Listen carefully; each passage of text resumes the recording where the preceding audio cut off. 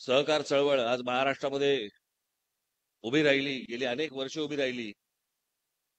आत्ताचं सरकार जे आहे ती सहकार चळवळ नव्हे, कळलं का? ती सहारा चळवळ. आम्ही अडकलोय, आम्हाला सहारा द्या.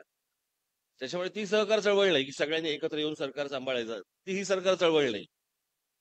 हे आमच्या ज्योतिराव फुलेंनी उभी केलेली. आमच्या महात्मा फुलेंचा दरवेळेला आपण उल्लेख करताना म्हणतो महिलांसाठी शिक्षण दिलं, त्या माणसाने दिलंच. पण आमच्या महाराष्ट्रामधल्या त्यावेळेला जो काही मराठी पट्टा जो काही होता, त्या महाराष्ट्रामधल्या जमिनी सावकारांच्या घशात जाऊ नये याच्यासाठी जे पहिलं आंदोलन केलं ते आमच्या ज्योतिराव फुलेंनी केलं.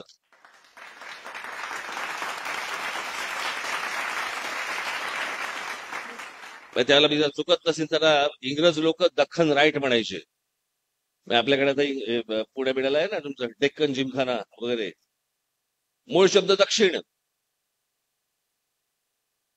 त्यानंतर त्याचा झाला शब्द दख्खन, आणि मग इंग्रज आल्यावर त्याचा झाला डेक्कन. आणि मग हा सगळा इतिहास विखे पाटलांपासून सुरू झाला, धनंजयराव गाडगीळांपासून सुरू झाला. आज महाराष्ट्रामध्ये जवळपास सहकारी संस्था जर बघितल्या जवळपास 2,22,000च्या वरती आहेत. इतक्या मोठ्या संस्था देशात, आपल्या देशात कुठच्याही राज्यामध्ये नाही आहेत. महाराष्ट्रातली सहकारी चळवळ जी आहे ती सांभाळण्यासाठी अत्यंत सक्षम अशी माणसं महाराष्ट्रामध्ये आहेत, आजही आहेत, भविष्यातही असतील, होणार आहेत.